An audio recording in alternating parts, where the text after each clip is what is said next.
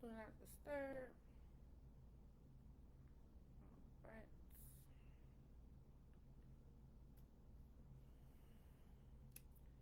Hello, everyone. I got my other devices going. Just want to make sure. I said we're going to give the first 5 minutes for people to get in, per usual. Thank you all for joining today. I really appreciate it. Truly, truly, truly. I don't know. For some reason on my Instagram, it won't let me do that live. I don't understand.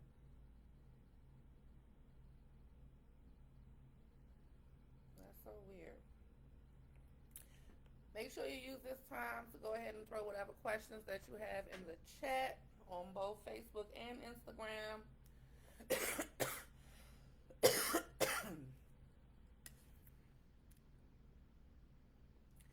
Hi, Latasha.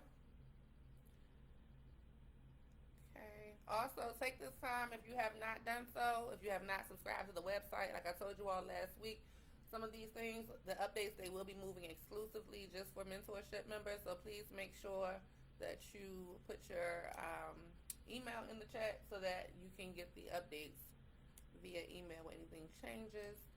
Also, like I said, please make sure you put your questions in the chat. Tonight's topic is going to focus on the do's and the don'ts of working with brokers. So make sure that your questions focus around that topic, okay? All right, we'll give them 2 more minutes to get in here, and then we're going to get started.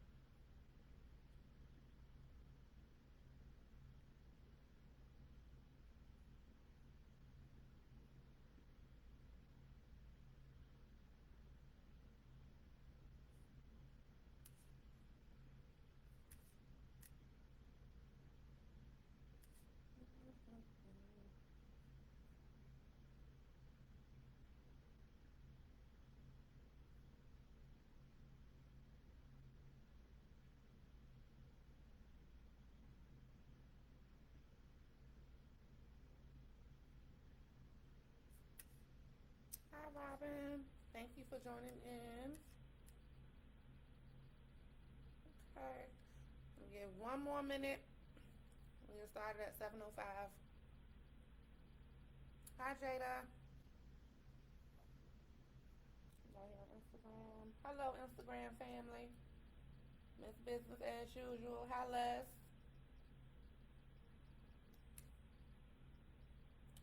All right.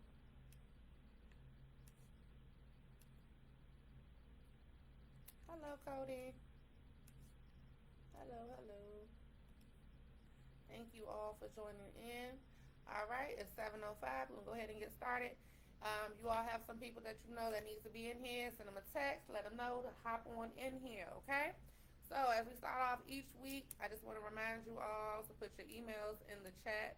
If you all are not subscribed to the website or you're not a member on the website, like I told you all last week, a lot of these things and updates are going to be moving exclusively for just mentorship members only. So any updates and things, you'll still get them through Facebook, but as far as the lives and the calls and things like that, they will be exclusively for our mentorship members. Um, if you all are not familiar, this is your first time joining in, I am based in Georgia. Please let us know in the chat where you all are based at so that if you need a specific provider or you have specific questions about your state, we can try to get those answered for you, okay? Because some of you all may be in the same state. Also, as we go through tonight's live, please let us know, or let me know, where you all are in the journey of your business.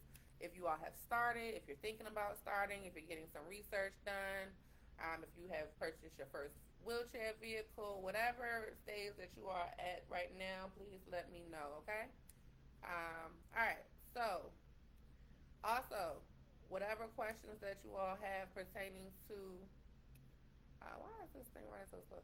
Whatever questions that you all have pertaining to the do's and don't specifically, please make sure you put them in the chat so I can get them to you, okay? I need y'all to bear with me. I'm still fighting these allergies, so, whew, still getting this going. All right. So, first and foremost, how many of you all are currently with brokers or in the process of getting signed up with brokers? Go ahead and throw that in the chat.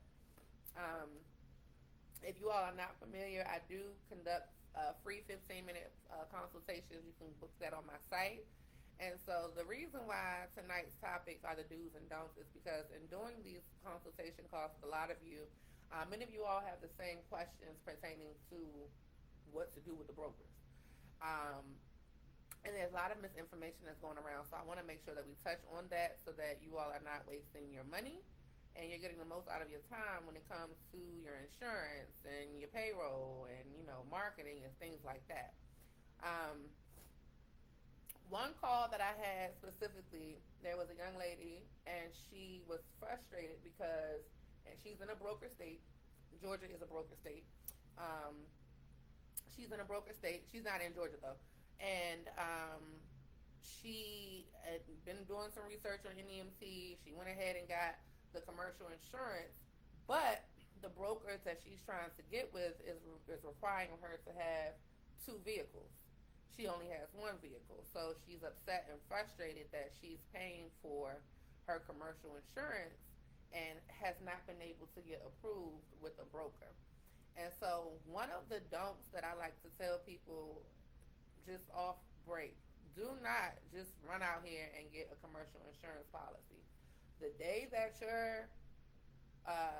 you sign up with that policy is the day that that bill begins. So if you get quoted and they say, hey, you got to put $1,500 down, and it's going to be $1,100 a month, right? So that's you putting that down payment down and your first month's payment. The day that you start that policy is when that next month's cycle starts to begin.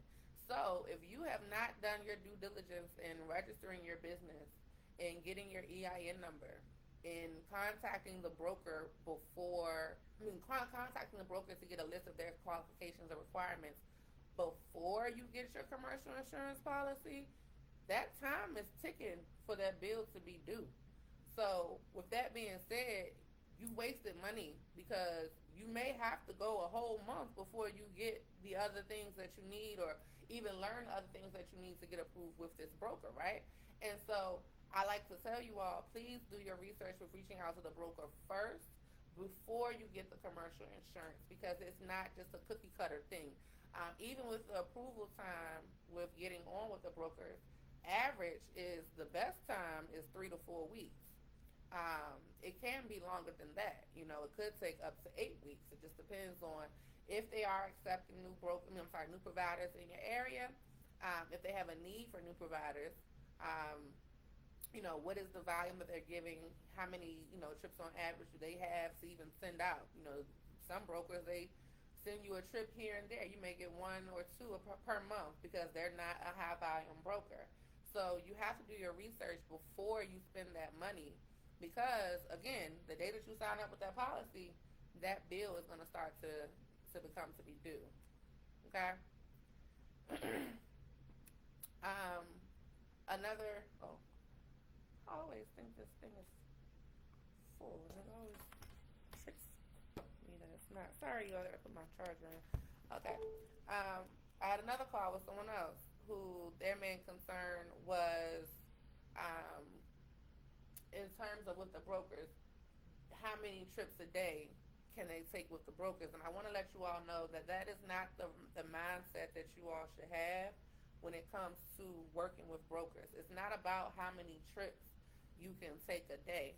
It's about how much money does your business need to stay afloat with what you have made as a business goal and also what you have set for your personal goal. So I'll give you an example, okay? If you say you want your business to make $100,000 a year, what does that mean?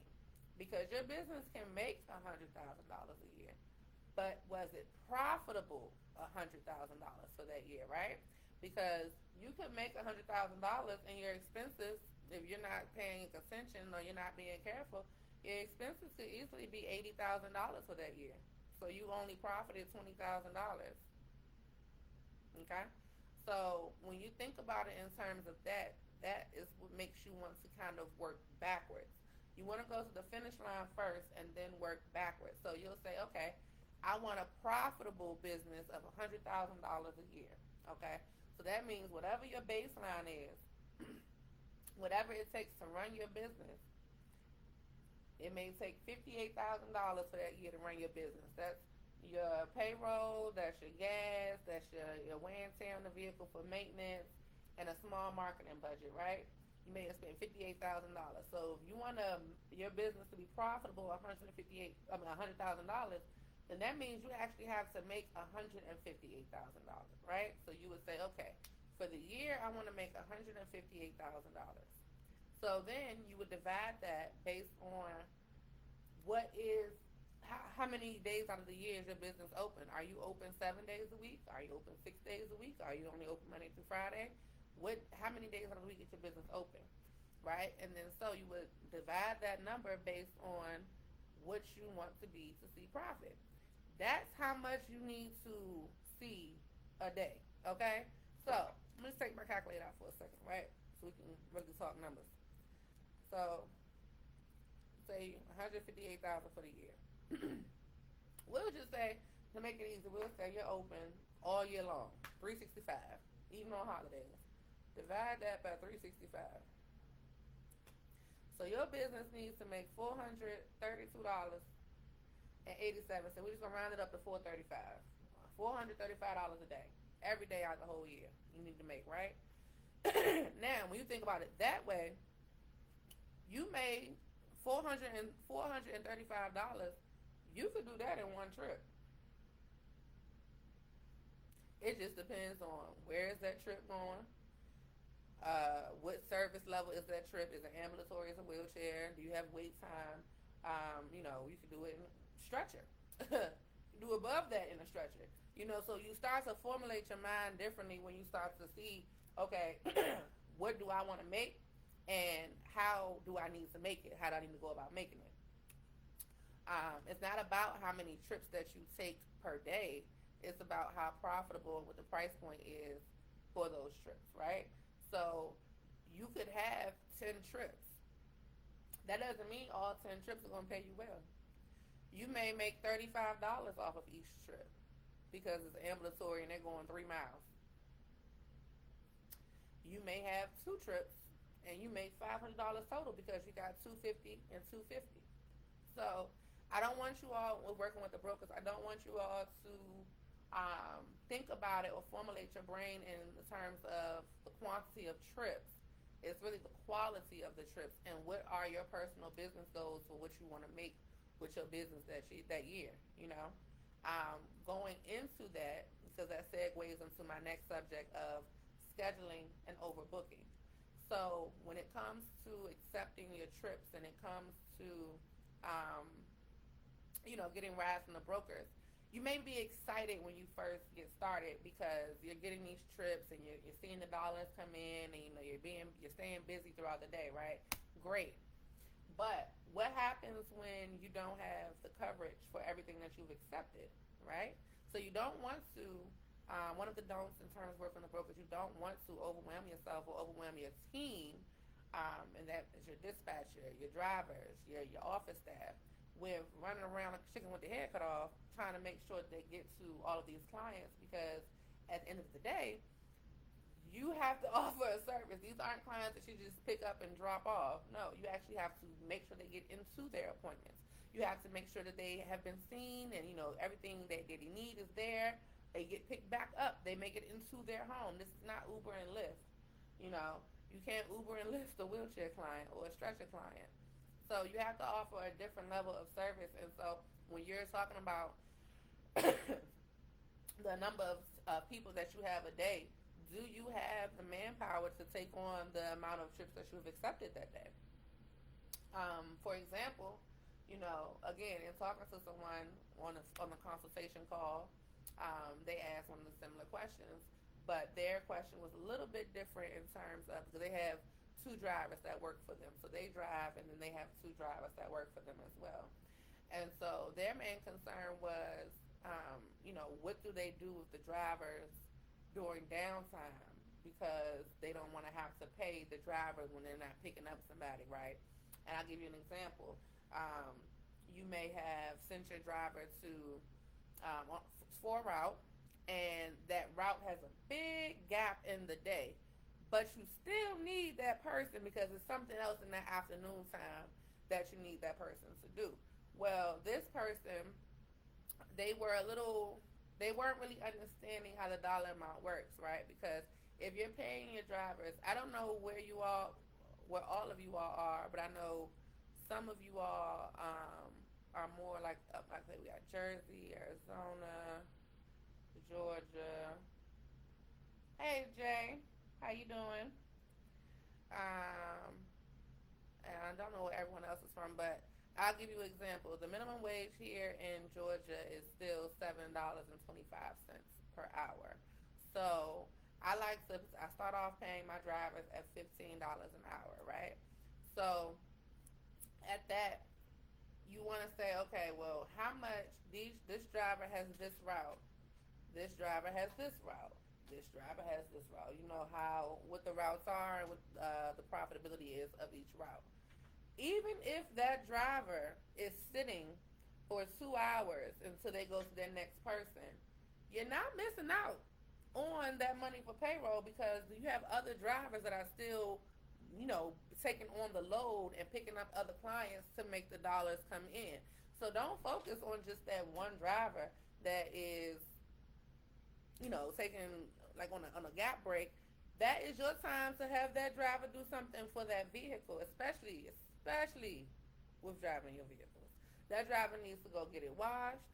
That driver needs to make sure to vacuum inside. I'm not sure if I know here in Georgia we have quite a few really cost efficient car washes where it has different levels. Like the one that we go to, they have we have a monthly pass. Some car washes you can get monthly passes, which is even better. But the one that we go to, if you don't have a monthly pass, it's $7, $9, $11 and $13 to the different car washes, and you get a free vacuum. Okay, so however you want to do it, if you want to have gift cards in the vans for your drivers to go and do company things with on downtime, or if you want to send them money through Zelle from your business account so that it's marked in a business account, you can categorize it in your QuickBooks as a car wash or a maintenance expense. Um, you want to do that, but you want to make sure that that driver is doing something for the business during that downtime. As an owner, that's your job to make sure that, okay, they do have 2 hours of downtime without a client in the car, but that's not on them to figure out what to do with that 2 hours. That's on you. Because anybody, even as owners, if you got 2 hours on a job and you getting paid for it and they don't tell you to do something, what you gonna do? Nothing. Go get something to eat, do something on your personal time, and you don't want that. You're growing a business, you're starting a business, so find something for that person to do if they have that downtime. Don't worry about the price point because the dollar amount is still being made with your other drivers. But you don't want that person to just get comfortable with doing nothing. You want them to still, this is a job. They're at work, okay? So make sure that they're working. Again, I don't know if you all have those car washes there that, have the free the free vacuum or whatever. But, if you do, then please look into that because that's a great thing to do during downtime. And I don't care if you have downtime every day. Guess what? You're picking up different clients every day. So your vehicles are a representation of your company. They always need to be clean. Okay? Somebody can get out and leave a little dirt on the floor. Vacuum that dirt on up. It may have rained that night. You got the springtime. We got pollen going on right now. So you want to make sure the cars and the vehicles are a good representation of your company and how you uphold yourself. So again, the cleaning up the cars during downtime is a great thing. Again, don't think about the price point because the driver is just sitting there, but do think about what else they can be doing in between that time. Also, too, If you don't have a designated person that does your maintenance, that takes the vehicles to get serviced, um, have your driver do that. Having this industry, you need to find either a really reliable mechanic that you trust, or a really reliable maintenance shop that can service your vehicles frequently, and you all can build that business relationship where you don't have to be the person that drops your cars off or takes the vehicles there. The owner or the manager of that shop, or the mechanic himself or herself or whatever, they are able to say, hey, okay, that's Lilia's Enterprise van right there. We're gonna go ahead and get it serviced, and we'll call the owner with the bill. Or you'll go up there that day and pay it. However, you work that out with the owner or the manager of that facility or the mechanic. Um, some shops you can do a net 30. Some of them you can have a business credit card. Some of them you can work out something internally if it's a mom and pop type of shop. So you want to make sure you have that, because again, as an owner, you want to make sure you're getting the most out of your time. So if you do have a driver who does have downtime, that is another thing that they can do in between their broker clients. Go get an oil change, get a tire pressure check. You always want to make sure that your vehicles are up to standard, because anything can happen, and that preventative maintenance is better than having to fix something when it's all said and done. So that's that. Let me see. Okay, go ahead, Jada. What's your question? Sharon, Sharon, which okay, you're in Atlanta. Okay, gotcha. All right, all right. Jada has a question here on Facebook. I'm sorry, Instagram family. How we doing over here? Okay, we're doing all right. I don't see no questions from y'all. We got any questions over here on Instagram? They getting it on Facebook. What we doing over here? All right.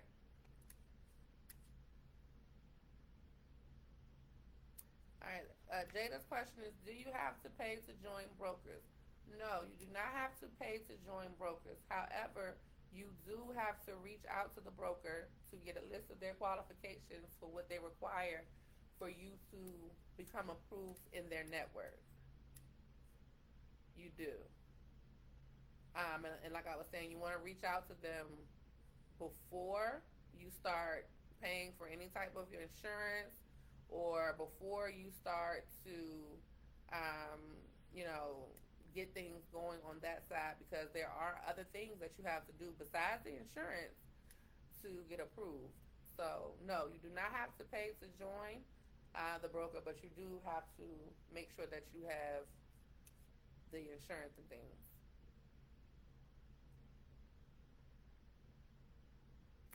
No, Motive Care does not charge you. So a broker is a middleman for the state. Each state is different in terms of Medicaid and Medicare requirements for transportation. So some states, they have set up where the state has hired a middleman, which is the broker, and that middleman maintains is the gatekeeper for transportation providers to become a part of that network. So meaning the brokers, they screen these providers, which are us, to say, hey, these people, these companies, they have the qualifications that we require to transport our clients through Medicaid, Medicare, or whatever the clients are coming from, right? So that's the broker's job. The broker cannot charge you to join that network. That is against the law. If anyone is trying to do that, then they may not be a broker, and they may be getting scammed. I mean, you may be getting scammed. Okay. All right, let me see. As both brokers in Georgia require 2 vehicles. So, yes and no. Southeast Trans and Motive Care are the 2 biggest brokers here in Georgia for Medicaid and Medicare clients. And so, in order to join their network, they do require you to have 2 vehicles, but they have a subsidiary program for drivers who have 1 vehicle to join through their network. Tanisha Holmes is the contact person for Southeast Trans, and you can reach out directly to her. Her information, I can actually, I'm not sure if you have it, but I can drop her email over here. But you can reach out to her. She can send you the qualification list for what you would need for their 1 car program. But in terms of joining on with Southeast Trans, the actual company, yes, they do require to, and Motive Care does as well. But both companies have subsidiary programs where providers with one vehicle, they can join in.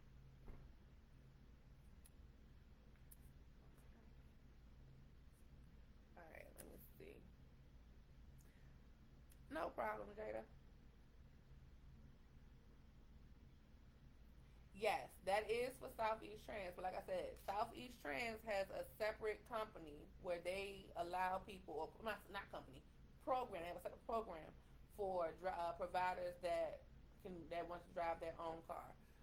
Matter of fact, let me. I may have it in my email. Let me try to hop over here really quickly. Do I think that New Jersey has the same program? I can reach out. There is a provider in our network that is from not Jersey, he's from New York. But I can reach out to him to see if they have that program. I'm not sure. I know Mass is really big in that area. Do you all have Mass there, Jada? Okay, while you answer that, I'm going to try to find this email for here.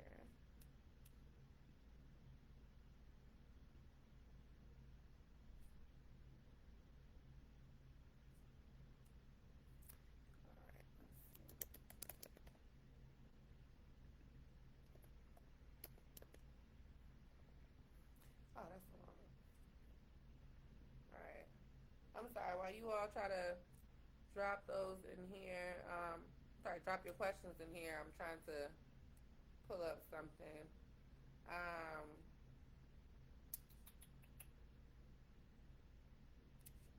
right, I'm going to get back to your question in a second with Tanisha. Let me see what we have here. Um, okay, Jada, yeah. So, Jada, where are you in your journey with NEMT now? Are you currently in operation, or are you um, considering operation? Where are you currently in your operations?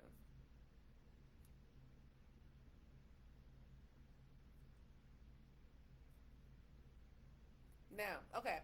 Earlier we had a question in terms of the insurance.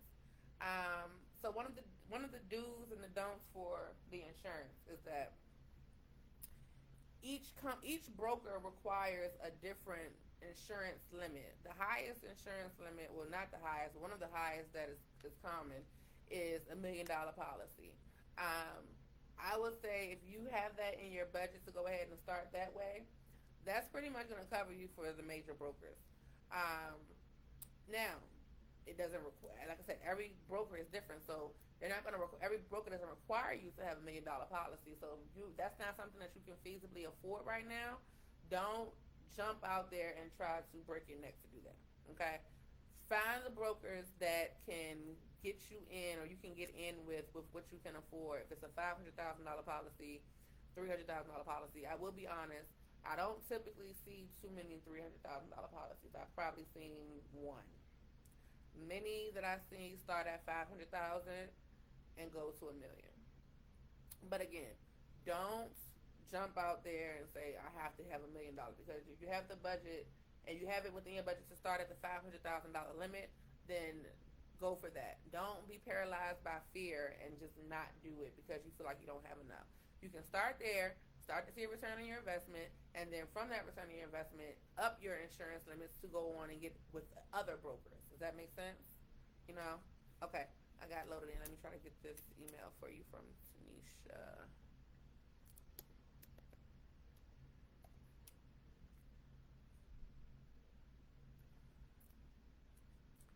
Alright.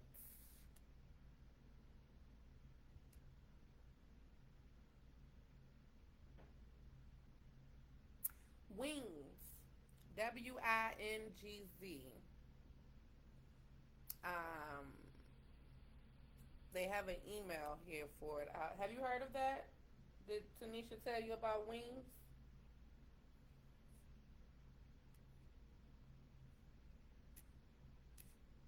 Because that's their program where you can get on with one vehicle. Where you can get on with one vehicle. All right. Okay, I'm gonna put that email in here for you in 1 second. Um, okay, can you start out with your personal SUV and then add a vehicle, another vehicle later? Okay, so that is a good question. So, I'm sorry, the chats can't be merged, but I have someone over here on Instagram that is actually inquiring about the same thing. So, each broker is different. Some brokers allow you to join with one vehicle. Some brokers require you to join with two vehicles. So it really depends. You want to reach out to the company that you are interested in joining with to see what their requirements are uh, for their qualifications. All right, let me put this email in here for you. This is the email. It says if you have any questions to reach out to.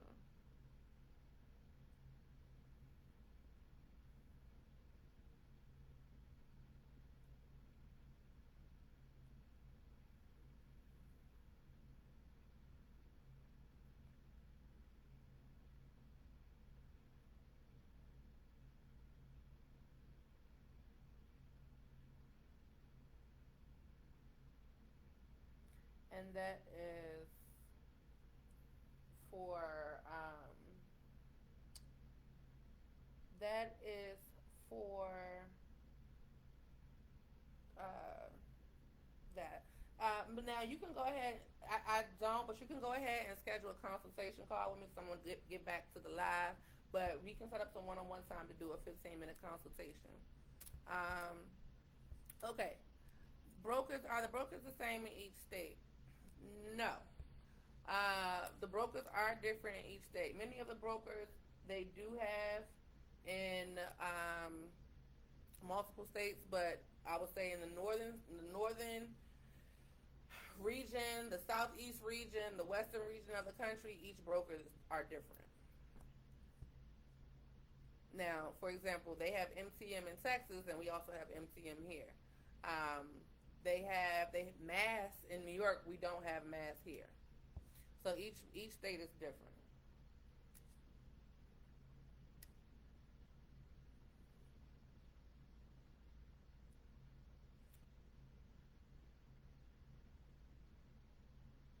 No problem. No problem at all. Can you? Oh, I'm sorry. I got to that one. Okay, so the do with the MPI number, do get it. Please do get your MPI number because it is something that's good to have. However, each broker and what the MPI number does, it records your funds that you have gotten um, with the company that transports. So MPI numbers are for Medicaid, Medicare recipients, right, of benefits. So, say for instance, you work with this broker, you've ran these trips, and you've ran $100,000 in trips for them for the year, for their clients. No problem. Say for instance, you ran those trips $100,000 for the year, right? The MPI number is going to be recorded to the government that this business has done X amount of dollars and X amount of business for Medicaid, Medicare clients because that's where it's tied back to. During the pandemic, why is this helpful? During the pandemic, there was a bill set aside for funding for specifically for NEMT because this industry gets overlooked a lot for funding and things like that. They really don't know, even when it comes to banks and lending companies, they don't know how to categorize this industry sometimes. They may look at it as trucking. They may look at it as logistics. They may look at it not in the medical sector, which really hinders us sometimes because this is a medical auxiliary business. So, anywho, during the pandemic, they specifically gave out funding for NEMC, but you had to have an MPI number and you had to have business ran under your MPI number in order to qualify. So if you were working with a broker, then that would have been that broker takes Medicaid and Medicare clients, then that MPI number would have been recorded that you have done business specifically in the medical field and that you do qualify for some funding, right? So it is really good to have. However, do brokers require you to have an MPI number? No. They don't require you to have it. But being in this field, being in this industry, this is how you get looked up. This is how people can find you. This is how you can record yourself for federal government contracts through SAM. Also, how you can get funding, like I just explained with through the pandemic at that time. So you definitely want to make sure that you have your NPI number, but it's not a requirement for your brokers. No.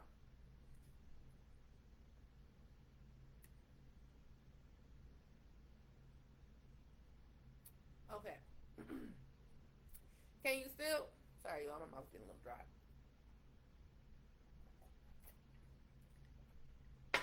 Okay. Can you still set your own price even with a broker? So, yes and no. Medicaid, Medicare, they're going to give you their rates because their rates are set. Now, if they send you a trip in your contract, you have service areas that you are going to adhere to. If they send you a trip that is outside of your service area, then yes, you can negotiate that rate. Um, but if it's something that's in your service area, for example, here in Georgia, if I say I cover Cobb County, Fayette County, Henry County, Douglas County, and they send me a trip for Douglas County, and I say, oh no, I need to get an extra $50 for this trip, they're not going to give me that because it's in my contract that I cover these areas, right? But say for instance they send me, or they try to send me to a trip that is maybe 40 miles outside of my service area. At that point, I can go ahead and negotiate those rates and get a higher price point because you all are asking me to go somewhere that's not in my service area. And you are pretty much asking me that because you all don't have another provider to do this, so I'm going to make sure that I can get what I'm owed for this trip.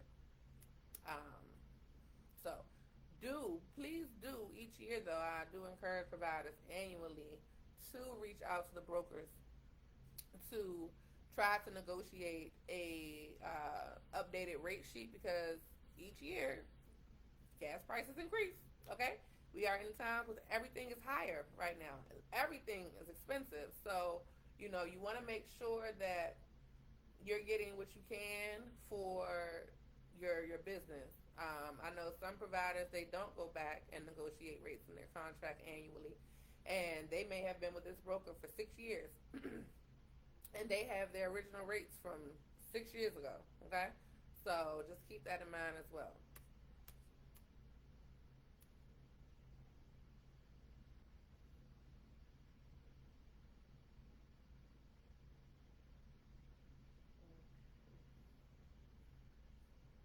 All right, let me see. um I'm sorry, y'all, I'm just scanning through them. In terms of funding, we can set up a call for that, but I definitely want to keep the topics geared to the do's and don'ts of brokers because funding, that's a whole nother topic in terms of business. That's actually like a whole nother video. It takes some work, but it's definitely doable for you to get some business credit and get some business funding for sure. Um, okay. All right, what questions do we have? We have any other questions on the table before I move on to the next topic? Any questions? Any questions? Okay. All right, so in terms of another do and don't, when it comes to purchasing your own wheelchair van for the broker, um, before I really get into the do's and don'ts of the vans for the brokers, can you all let me know if you have a wheelchair van, if you have purchased one, if you currently own one, or if you're thinking about it, like in the process of looking up one. Let me know where you are with that. So, in purchasing for the wheelchair van, you don't want to, and dealing with the brokers, um, you don't want to get stuck with a situation where you're purchasing or you're gearing everything around what the broker requires. because this is NEMT. It's not just for the brokers. You're going to have private pay as well, right? So if you're building everything around the business of what the brokers require, then you're selling yourself short because you're not being as creative as you can be for your business.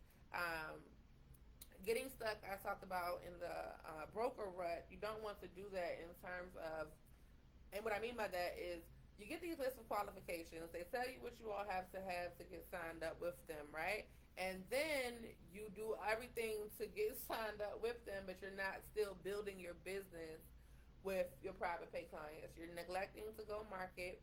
You're neglecting to cold call. You're neglecting to, have these presentations with executive directors of facilities. So you're simply just in the broker rut and doing what the brokers are asking you to do. Now, broker work is great. It's great. But please don't, in the beginning of your business, neglect to still market for private pay clients because you still need your private pay clients.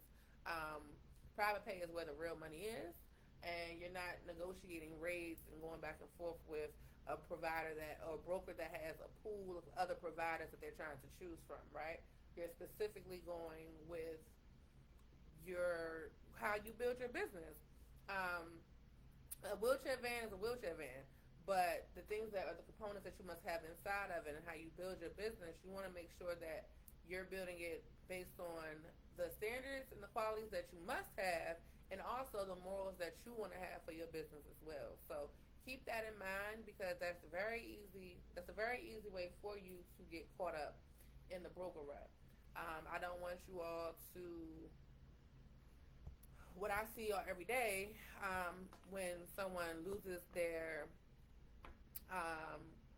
may lose a broker contract and then they neglected to still sign up with to go out and market their private pay business. Okay, so please don't tailor your business specifically around the brokers and what they require. Please still make sure that you're signing up. I'm sorry, not signing up. You are marketing your business. Okay.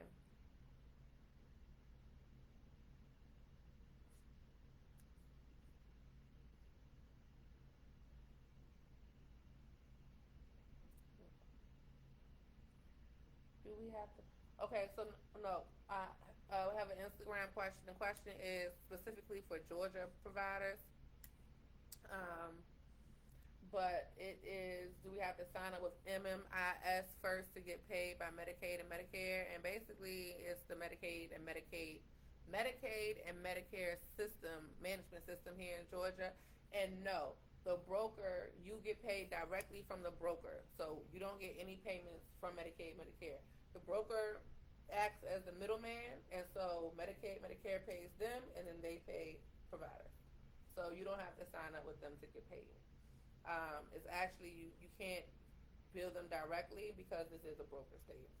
But I know California, if we were in California and we had MMIs, yes, we would have to do that because California is not a broker state. They do have brokers, but they don't have to go through just the brokers for Medicaid, Medicare.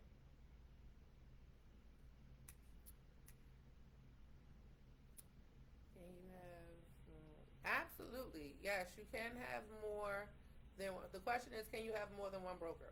Yes, you can have more than one broker. The reason it's good to have more than one broker because you have the diversity. I always try to encourage you all to diversify your financial portfolio as best as possible because you want to make sure you're keeping the money in.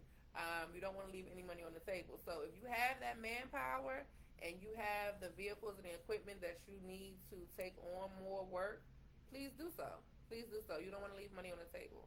You want to diversify your portfolio as much as possible by adding on brokers, by having private pay. You want to mix up that portfolio because, say for instance, you build your business strictly just with private pay. That's great. That is great. But in the beginning, it is very hard to just get private pay. So if you have a cushion to survive on, or you have, something to keep your business afloat while you build your private pay, that's awesome.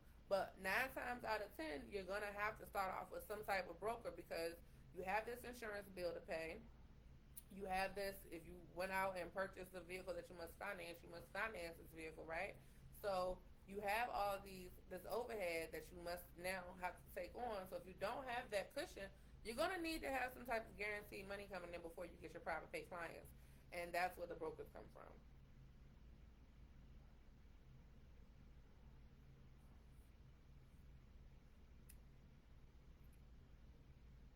Okay. Question here is for stretcher vehicles, is it required for two people to manage the vehicle? Yes, it is required for two attendants at all time with stretcher clients. Um, that is I believe it's federal. I know it's state for Georgia, but I believe it's a federal requirement actually.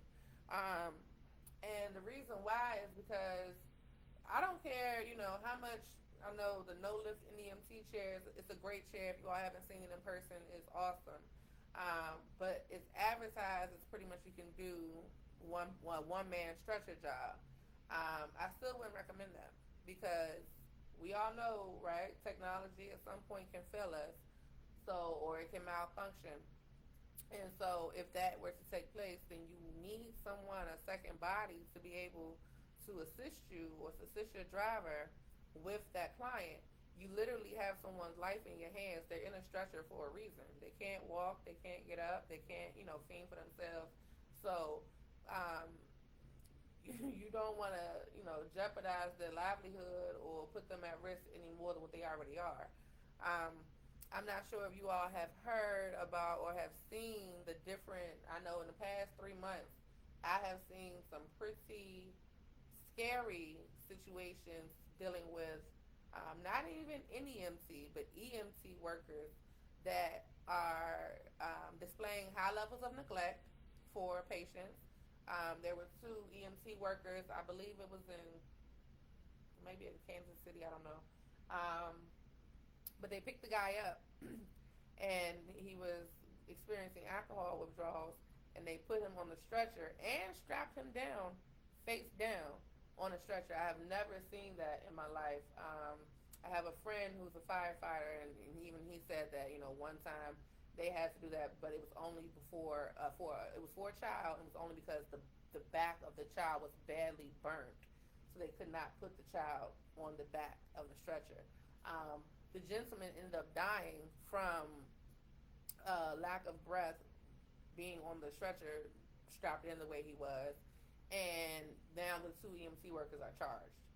Um, Here in Georgia, recently in Atlanta, I believe maybe 2 weeks ago, there was a collision, head-on collision with the EMT. Um, NEMT. It was NEMT at that point, a company and a car. They were down on a Campbellton Road in Atlanta and head-on collision.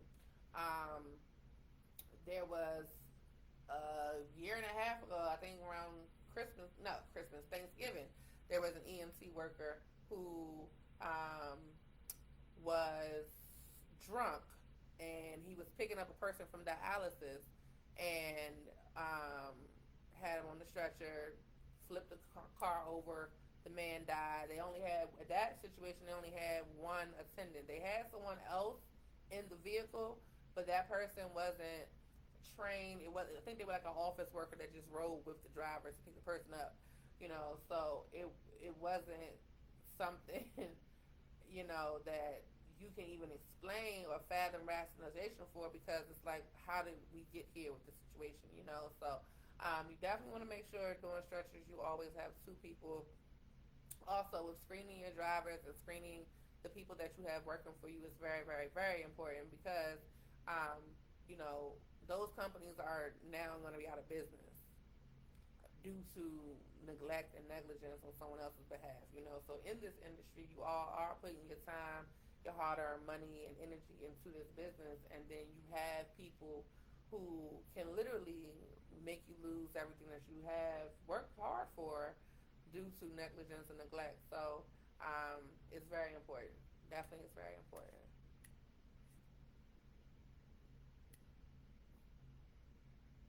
Yes.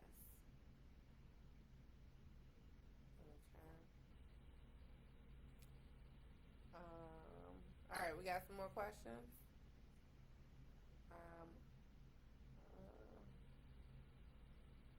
all right, we got about 10 more minutes. So I want to give you all some updates before we shut this down. In between me giving you all the updates, if you all have some questions that you think of while I'm talking, please put them in the chat so I can get to them for you all. Um, but first things first, I want to touch on, I know in doing our calls, a lot of you all have asked about mentorship or, what I offer. And I do have that information. I released a new video last week that goes over what I offer in terms of mentorship. It is an ongoing plan where you get something throughout the whole month. I think one of the biggest things that I've been learning from you all during our 15-minute consultation calls is that you all are getting the information, you're getting the materials, but you're not really applying it the way that you need to really get the business going if you are already not in business as of yet. For those of you all in business, I will say you all have been doing the work. I'm so proud of you all. Thank you. But I do this for you all each week. I do this for you all to not make some of the same mistakes that I did when I first started my business, because I've been in business for 4 years now, and when I first started, we didn't have this type of information out there.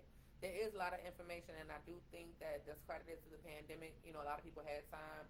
A lot of the vets that were in the industry had time to sit down and put this material together to put out there for the public, and I think that's great. But the information is only going to work if you work for the information. So I could sit on here every Wednesday at 7 p.m. and go until 8 p.m., but if you all don't apply the information, then it's not going to get you anywhere, right? So that's why I feel like you all needed something where we can check in each week. So with the mentorship program, you all get that one-on-one call each month. It's a 30-minute call. You also get a worksheet that we track your progress. So if we have the calls at the beginning of the month, whatever call, I know you all can schedule it, but I schedule it for you all for the mentorship program because I need to know at the beginning of the month where you all are.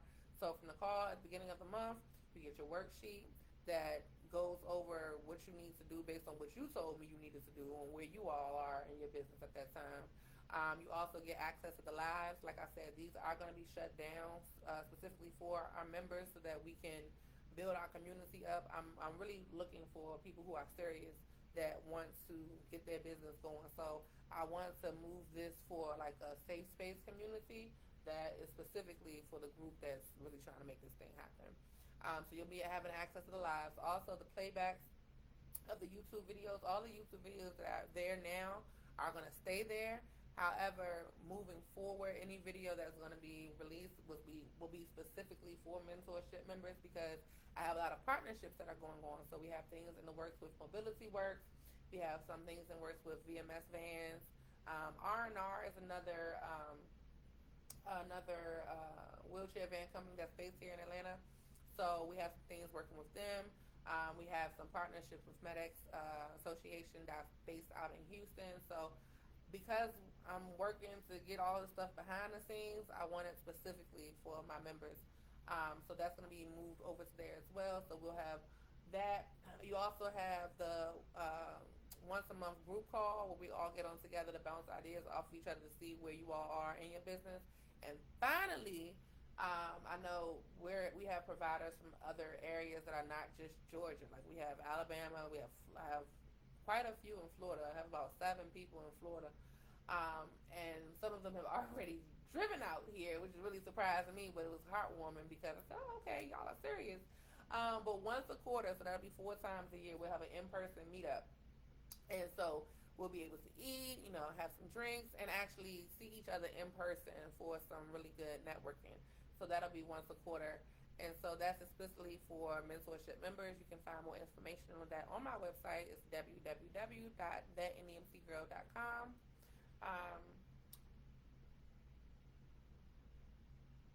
Okay, give me 1 second. I got you. Also, too, I wanted to touch on something, and I just want to give you all some encouragement because I saw something. I'm not sure how you all found me. Some of you all found me. And you know what? Let me ask you all that. How have you all come across my page or got a hold of me? Is it through YouTube, through the Facebook groups, through Instagram hashtags? Because that helps me to know how we're growing this community the most. So drop in the comments if you all can how you all stumbled upon my page. That would definitely help me out. Um, but I saw a post in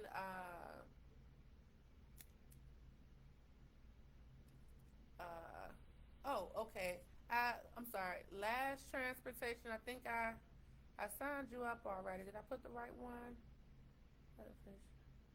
Oh no. Okay, we put the 87. Okay. Okay, so I saw Facebook group. So you all may have seen that same post in the Facebook group, and it was a little disturbing for me because, um, like I said, it's a lot of things. Post pandemic is a little weird, but I saw that a lady was scammed out of $1,400 for trying to get someone to set up her business. If you all go search the post, then you would be able to. Oh, Eventbrite. Okay, nice. I just put the Eventbrite post up last week too, so that's nice. I'm glad that worked. Um, so someone she got scammed off for $1,400. She cashed out someone to set the business up, and they ran off on the plug twice, y'all. Took the money and ran. And so she can't get a hold of this person, and so evidently this person has been in the Facebook group. I've been in the Facebook group since pretty much it started, so I haven't seen this person before, but apparently the person has been reaching out to other people to get them with their business, and this person is MIA. So I just want to give you all some encouragement because I know we are busy. Call it what it is. Some of us are working 9 to 5. Some of us already have our own business and are trying to make this another business. Some of us are full-time parents and, trying to set up additional income. Some of us are transitioning from one career industry to the next. And I just want to make sure that you all are being aware. So please do your due diligence. Even on me. Hey, I don't mind going asking people. Do your homework, But please do your due diligence of who you are paying your money to help you with your business, because you never should be cashing nobody cash apping anybody $1,400. That's way too much money to cash app. If you all are not, oh, someone wants to be on. Give me 1 second. If you all are not, give me 1 second, Gerald. If you all are not familiar, Cash App, you can't call your bank and dispute that. It's not that easy with Cash App. So please be careful. If you all are paying consultants or signing up for classes or webinars or whatever, please make sure it's through a reputable site. You can get your money back through Square, okay, PayPal. They should have a website that you should be able to pay through where it's secure. So please be careful of that, because I don't want any of you all getting scammed out of money. I'm sorry, Joe. I'm trying to finish this comment. Give me 1 second. But please don't have anyone, getting. I don't want you all getting scammed or wasting your money. Okay.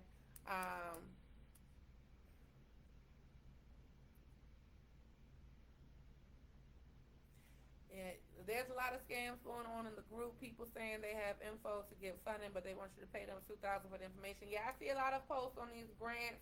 I don't know where this is coming from, but they actually tried to come into our group and post some things, and I deleted it and banned them, because anything that you all see in a group where it's promotional, I have spoken to that person, or I have worked with that company before, like Fleetwiser, which is a software company, or Amar with Kinetic.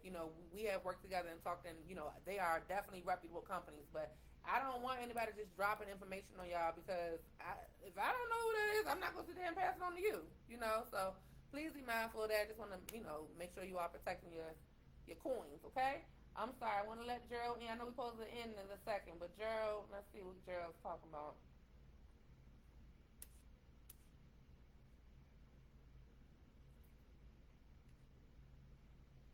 Okay, Gerald, I said let you in, and you're not even joining in. What's going on? Oh, there we go. All right. Let me push this down. All right, there you go. Hey, Gerald.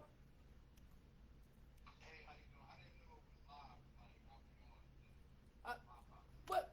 What, Gerald? Okay, well, I don't know how to get you off of here if you don't want to stay. Did you have a question? Oh, no. question? Well, I don't know if you already talked about this or not, but like I got a lot of stuff already done. MPI, me and my wife did that. EIN number and all that stuff, LLC, all that. Everything is established. We got a little small van as well, but the insurance in Pennsylvania is crazy, and they're being a new venture company. It they nobody will take us but one company, which is like the umbrella company, I think, and they're requesting 5K plus down and Mm. like 1,500 minimum per month. Woo-wee. No, we gotta find you another company, Gerald. Mm-mm. I'm trying, but I mean, a lot of companies are not taking it. Like, Mm-hmm. if you're like new to everything, like this is basically a new venture for us. Mm-hmm. Um, like a lot of companies won't even take it right now. Yeah. I went through three insurance guys, and they had five or six people just turn them down and say like no. I got one guy that will do it, but they want the 5K plus down. He warned me about this actually. He warned me, and I said I'm still gonna try because people lie. So I said to myself, well, I'm still gonna try it anyway, and see what happens. And everything he said was true. Ain't nobody taking it. Can you do me a favor and go on my site and set up a call? Because MedX is actually, so they're based in Houston, but their partner is in Philly. So I'm gonna reach out to her. Yeah. If you can do that, because that's the only way I was gonna remember to call. Is if you sign up for one. So if you go to the onto the site and sign up for one, I'll reach out to see what they can do. So that's ridiculous. It is ridiculous. So I could definitely do that. Yeah, please do. All Please right. do. Thank you so much. You're welcome. Okay, Miss Russell, when you say the pass info, are you talking about for the passenger assistance, safety and sensitivity training that we talked about last week? Is that what you're talking about?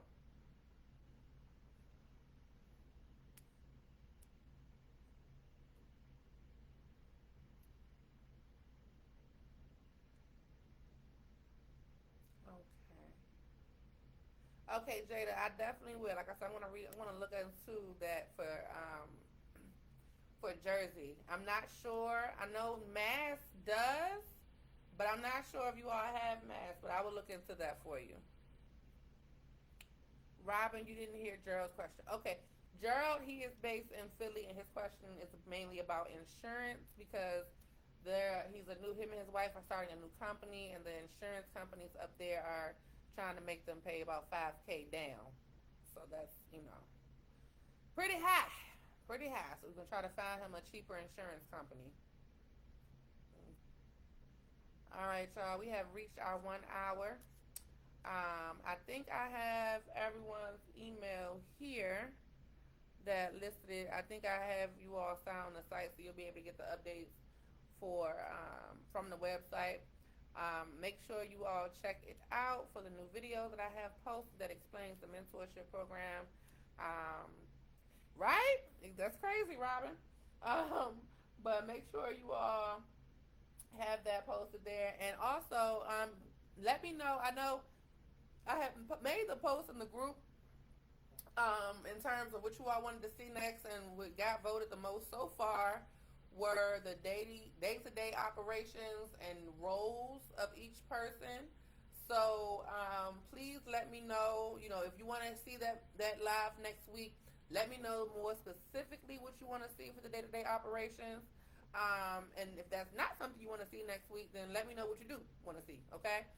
It may be a live, it may be a video. I don't know, but let me know what topics that you all would like to see so that I can know what to put out there for you all. Because, like I said, this is for you. I want you all to win, and I don't know what you all need to win right now. So let me know what you all need so I can get it to you all. Okay. All right. So I appreciate you all for joining in this evening. I thank you all. Until next week. Be blessed, you all. All right.